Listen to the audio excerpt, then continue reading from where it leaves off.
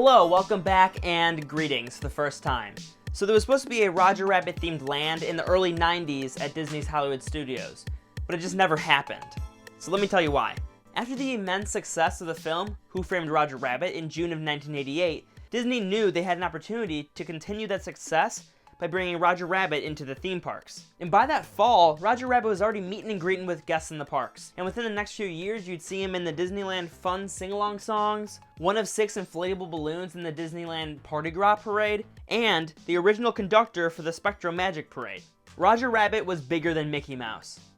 Not really. I mean, Mickey Mouse can never be topped, but he's pretty close. The next step was naturally a Roger Rabbit land, but there was a problem that was surfacing. Roger Rabbit wasn't entirely owned by Disney, and that would pose an issue in the future.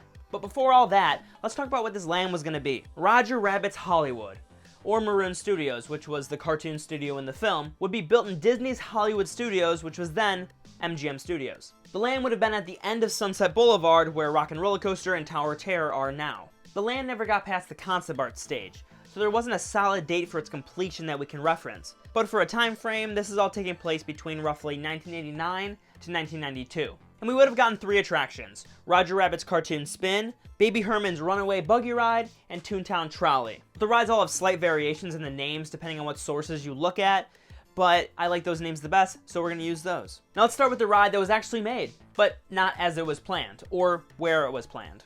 Roger Rabbit's Cartoon Spin. This ride, though slightly altered, was built in Disneyland in California in 1994 and in Tokyo Disneyland in 1996. My birth year! That was lame. So the ride goes like this. You board Lenny the Cab, cousins to Benny the Cab, obviously, and you embark on a tour of Toontown until you're stuck in the middle of Roger and a chaotic escape from the weasels that want to kill him. Very family friendly.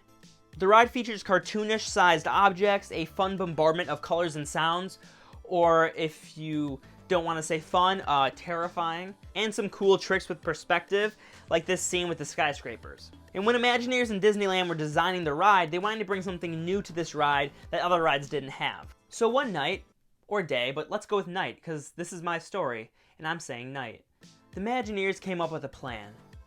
An unusual plan, but still a plan. They decided to take a teacup from the teacups and put it on the tracks of the dark ride, Pinocchio's Daring Journey. They ran the teacup through the track to see how the two technologies would interact, whether it would work and be fantastic or destroy the ride. The Imagineers loved it, and I would love to see video of the teacup going through that ride. I think that would be very cool. But the result of this was the ride system for Roger Rabbit's Cartoon Spin, and when you're on Roger Rabbit, you can spin your cab just like a teacup as you go along the track.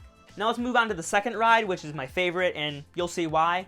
It's called Baby Herman's Runaway Buggy Ride. And as usual, Disney makes very confusing long titles for their rides. So the ride would go like this. You walk through the queue and find out that Baby Herman does not want to do the stunts for his upcoming film, and then you as the guest are asked if you want to do those stunts. You don't really have a choice. It's not like you get to say no and just stay on the sidelines and watch everyone else do it and then you're still on the ride. It doesn't work like that. So you'd board a 4-person stroller, that's right, a stroller, and you're given these giant baby bonnets to wear as you go through this dark ride adventure throughout a hospital. During your ride, you go down a flight of stairs, or as a article said, I believe, you careen down a flight of stairs. You pass a room of screaming babies, and a giant nurse chases you with a syringe, yelling, "It's time for your booster shot!" This ride is perfect if you have a fear of hospitals, or nurses, or children. This ride is my favorite for many reasons. Besides the fact, though, that a Disney ride features you getting chased down by a giant needle, the guests wearing giant baby bonnets is outrageous. What makes it even better is that Disney was planning to have an on-ride photo so everyone could get a photo of them wearing the baby bonnets. How great would it have been to slap a bonnet on your grandpa and then take a picture of that and have that in your memories forever? Now on to the third and final attraction, Toontown Trolley. Ooh, that rolls off the tongue nicely. Toontown Trolley. Toontown Trolley. Toontown Trolley was a simulator like Star Tours and the Simpsons ride, but Imagineers wanted to shake up the world of simulators. The ride would have you board a bus named Gus, and the guests would have a panoramic view of the action from the front windows to the side windows. This is common now for rides such as Reign of Kong, Skull Island, and, dare I say, Fast and Furious Supercharged. But back then, this was a totally new world of simulators. After guests would board Gus the Bus, they would take a tour through Los Angeles, and their tour guide was none other than Roger Rabbit. And the tour guide being guided by Roger meant chaos and hijinks would ensue. As rides do, problems arise, and that allows for special effects to take over, such as the bus feeling like it was being blown into the air and just missing a jet plane, and Roger slamming into the roof of the bus and creating the shape of himself like he would do when he ran into things in the cartoon. This was to be done with new flexible plastics that would be created. The plastics would cause the ceiling of the bus to bend inward for a second. Now that we've talked about the rides, the best part, please don't leave this video, let's jump back to what I was talking about in the beginning. Remember when I said Disney didn't own Roger Rabbit entirely?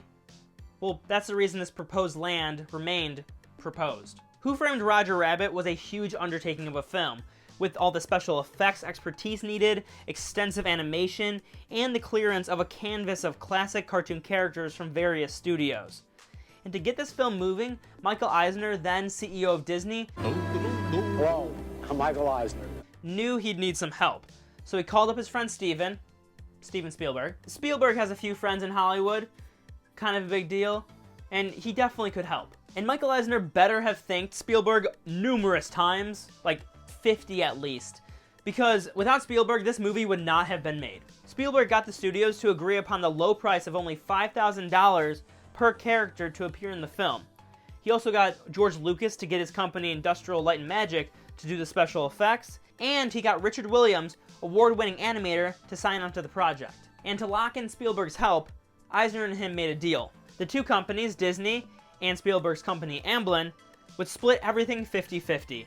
This included merchandising revenues, sequels, that never happened, spin-off rights, and theme park projects. And that last one is very important. When it came time to bring Roger Rabbit into the parks in a more permanent fashion than meet and greets and appearances, Eisner was all ready to go, but Spielberg was not ready to say yes completely. Without a yes from Spielberg meant no Roger Rabbit land in the parks. And now there's not a clear reason as why he was hesitant to say yes, but there are a few reasons that I think add up to give us an answer. Number one, due to the 50-50 ownership, any disagreements over design or profits added delays, which eventually prolonged the project too long.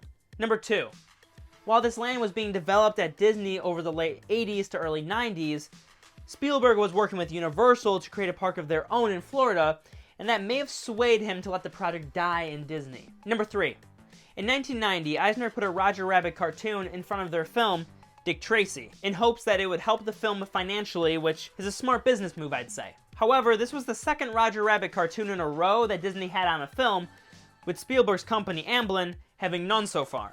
This angered Spielberg, and I don't blame him. You gotta have a trade-off. Disney gets one, Amblin gets one. It's only fair. And the final reason, number four.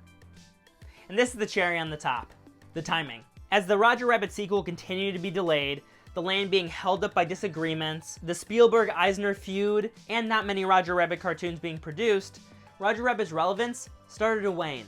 And while I would have loved to see this land pan out to what it was supposed to be, and fans of the film would have definitely flocked to this area of the park, we did get two fantastic attractions in its place.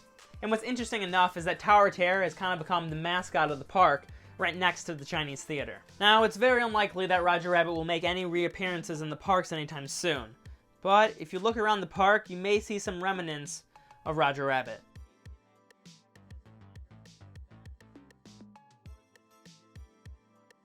And that is today's video.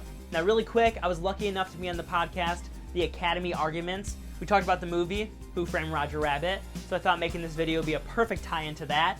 So give them a listen, link in description below for the podcast. Andrew and Brittany are fantastic people. That was my first podcast ever, so I think I did like decently well. But check them out, listen to them, they're fantastic people, Andrew and Brittany.